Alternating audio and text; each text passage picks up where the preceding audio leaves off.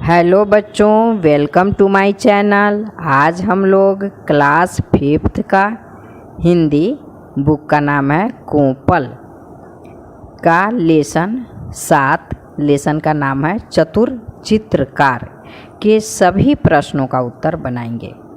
प्रश्न 1 है, कविता में शेर को यम राजा का मित्र क्यों कहा गया है?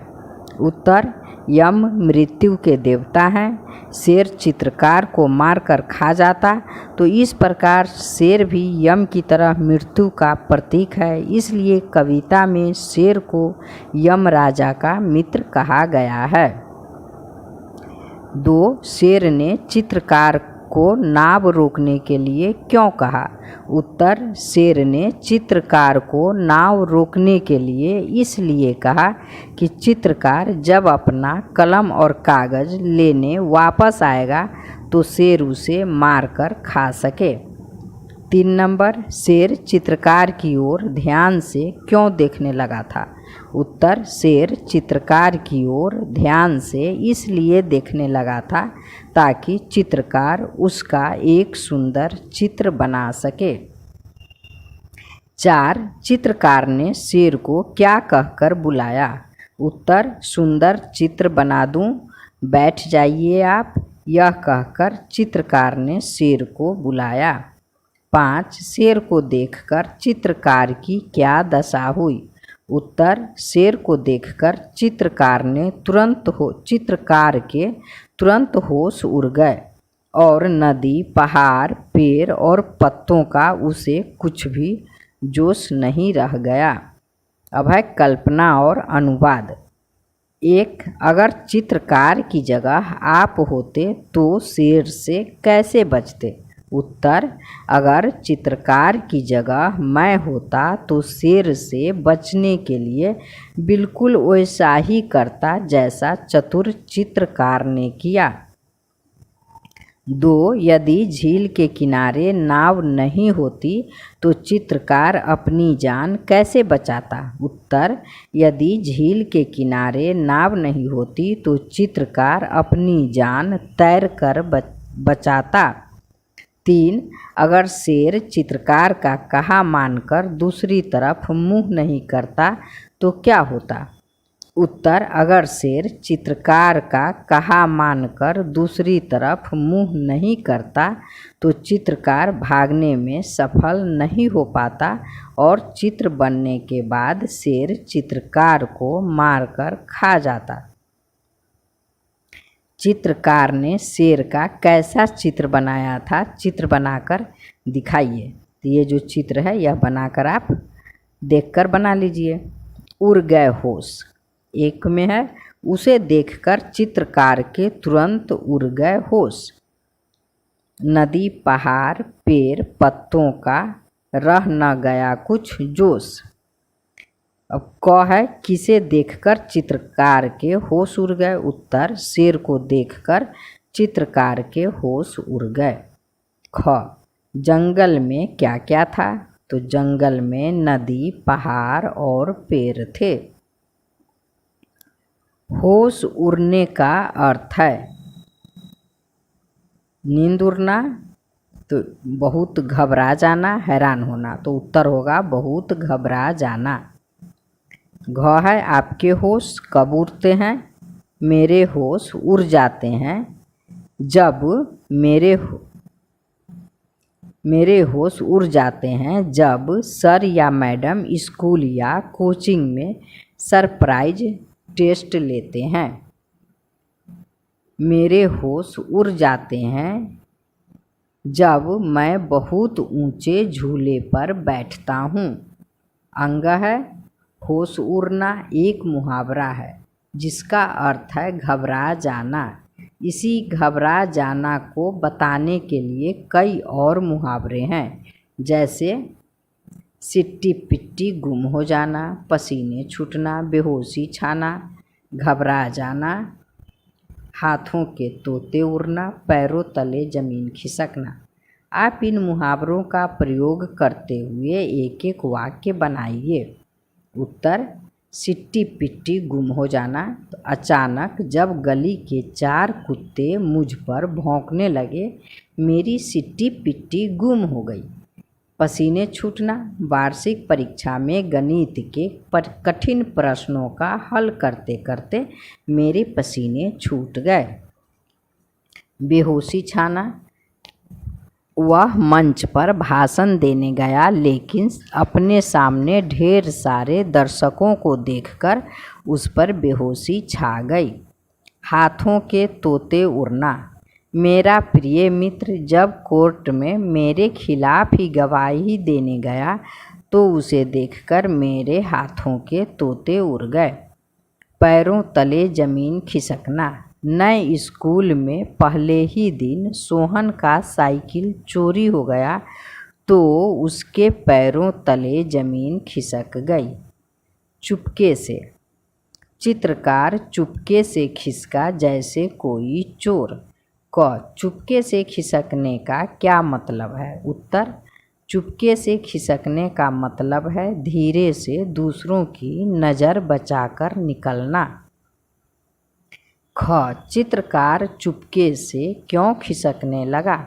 उत्तर, चित्रकार चुपके से इसलिए खिसकने लगा ताकि वह अपनी जान बचाने के लिए शेर की नज़रों से बचकर वहाँ से भाग सके।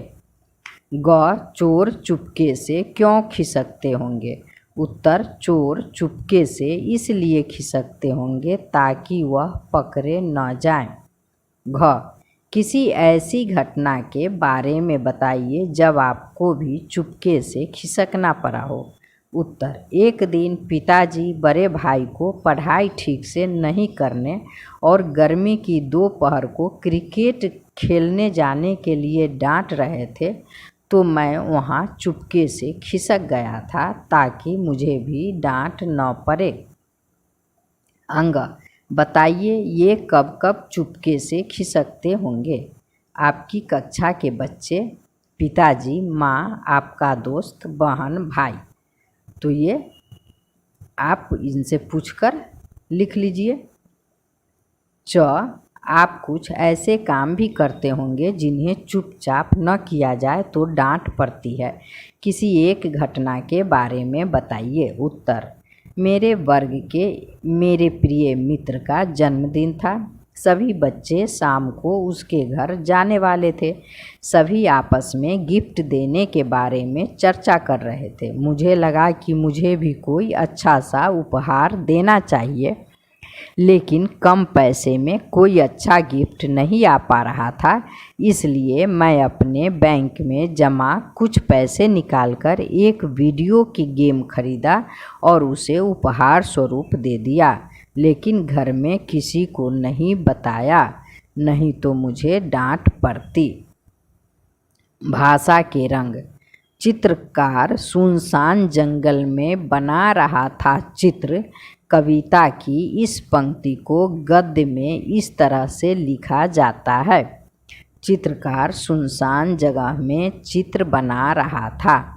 आप नीचे दी गई पंक्तियों को गद्य में लिखिए। क, इतने ही में वहाँ आ गया यमराजा का मित्र। उत्तर, इतने में ही यमराजा का मित्र वहाँ आ गया। ख, झील किनारे नाव लगी थी, एक रखा था बांस। उत्तर, नाव झील किनारे लगी थी, एक बांस रखा था।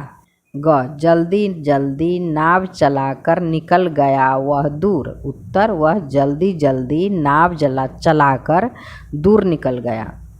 घ, उकरू मुकरू बैठ गया वह सारे अंग बटोर, बड़े ध्यान से लगा देखने चित्रकार की ओर। उत्तर, वह उकरू मुकरू सारे अंग बटोर बैठ गया, बड़े ध्यान से चित्रकार की ओर देखने लगा। 2, तुरंत उड़ गए होश, बना रहा था चित्र, रह न गया कुछ जोश, यमराजा का मित्र। क, ऊपर की पंक्तियों में अगर जोश, होश, मित्र और चित्र की जगह कोई दूसरा शब्द रखा जाए तो कविता पढ़ने में क्या अंतर आएगा? उत्तर, ऊपर की पंक्तियों में अगर जोश, होश, मित्र और चित्र की जगह कोई दूसरा शब्द रखा जाए तो पंक्तियों के बीच में तुक नहीं मिलने से पढ़ने में लय बिगड़ जाएगा और कविता भद्दा लगने लगेगा। ख, नीचे दी गई पंक्तियों में आप भी कुछ ऐसे ही समान लय वाले शब्दों का प्रयोग कीजिए। देख आंधी तूफान और धूल, जाना कहाँ था मैं गया, तो लिख देंगे भूल। आया चोर कहते कहते हो गई भोर, मुन्नी लगी सुनाने बात, सुनते सुनते हो गई रात। शब्दों की दुनिया। उधर शेर या धोखा खाकर झुंझलाहट में चूर। यहाँ चूर शब्द का क्या मतलब है? उत्तर, यहाँ चूर शब्द का मतलब है ओत प्रोत, पूरा भरा होना। ख, चूर चूर होना, थक्कर चूर होना या चकना चूर होना। इन मुहावरों का प्रयोग वाक्यों में कीजिए जिससे इनके अर्थ स्पष्ट हो जाएं। उत्तर, चूर चूर होना, नष्ट होना, टूट जाना। श्याम के घर में आग लगने पर उसका कोई भी पड़ोसी मदद को नहीं आया तो श्याम का पैसों का घमंड चूर चूर हो गया। थक कर चूर होना, बहुत थक जाना। दिवाली के लिए घर की सफाई करते करते पूजा थक कर चूर हो गई।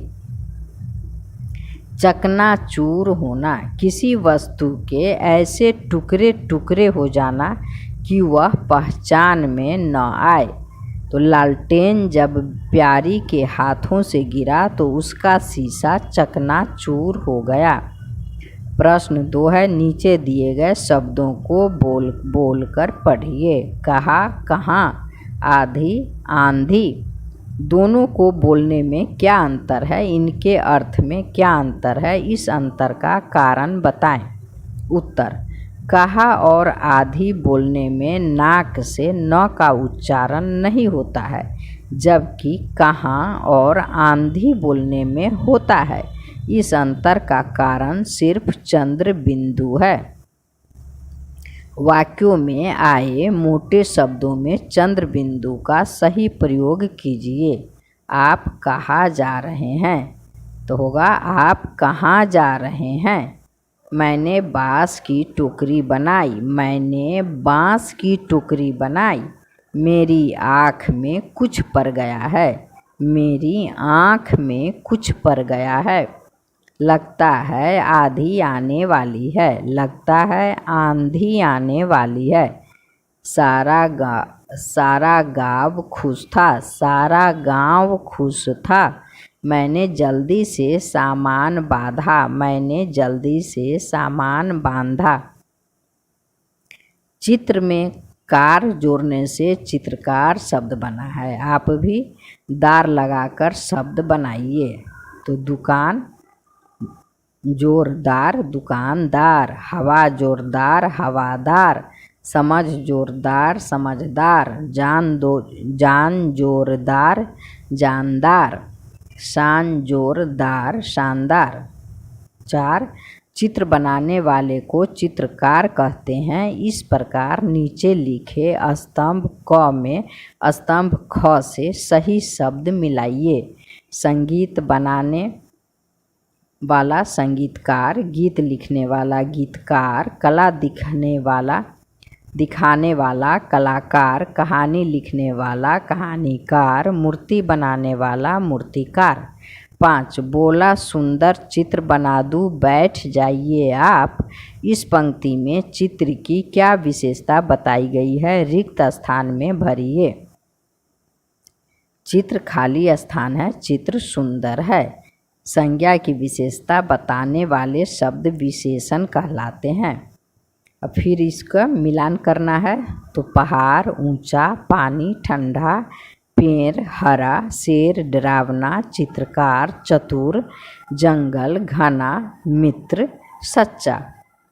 आपकी चतुराई। किसी ऐसी घटना के बारे में बताइए जो आपने भी चतुराई से काम किया हो। चतुर चित्रकार शीर्षक कविता को कहानी के रूप में लिखिए और सुनाइए। उत्तर, एक चित्रकार सुनसान जगह में चित्र बना रहा था। तभी एक शेर वहां आ पहुंचा। उसे देखकर चित्रकार बहुत घबरा गया, लेकिन फिर उसने हिम्मत बांधकर शेर से बोला कि आप बैठ जाइए, सुंदर चित्र बना देते हैं। शेर चित्रकार की ओर मुंह करके बैठ गया। वह शेर के आगे